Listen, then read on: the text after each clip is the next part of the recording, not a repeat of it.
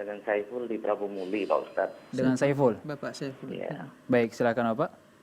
Iya, begini Pak Ustadz, saya mau tanya. Iya, silakan Pak. Ada kebiasaan di daerah kami, kalau mau menempati rumah, itu kan ada selamatan Pak Ustadz. Iya, syukuran selamatan Ya, ya Pak. syukuran atau selamatan.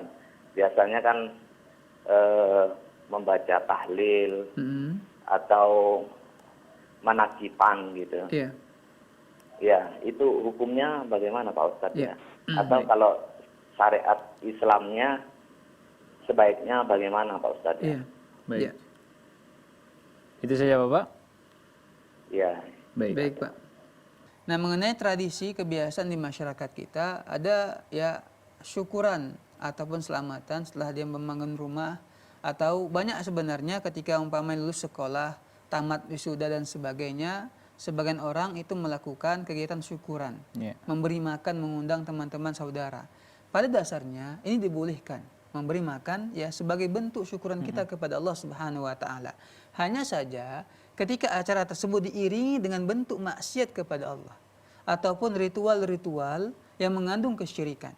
Ya seperti ada umpamanya mandi kembang, rumah tersebut dimandikan ya sebagai bentuk penjagaan ya daripada makhluk halus, atau disembelih hewan termasuk kesyirikan besar di sisi Allah. Disembelih hewan, kemudian hewan tersebut ditanam di bawah rumahnya atau di sekeliling rumah dan sebagainya. Ini yang haram. Nggak dibolehkan, tercampur dengan perbuatan syirik, dosa di sisi Allah Subhanahu wa taala.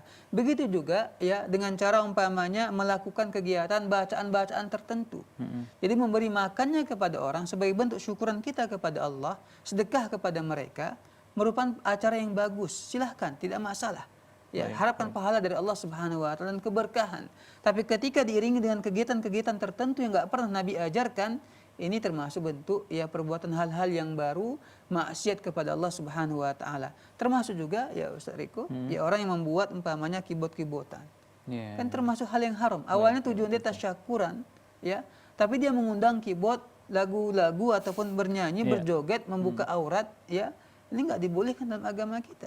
Bagaimana kita bersyukur kepada Allah, tapi satu sisi juga kita bermaksiat kepadanya. Ya, ini diharamkan dalam agama kita. Ya, Wallahu taala alam.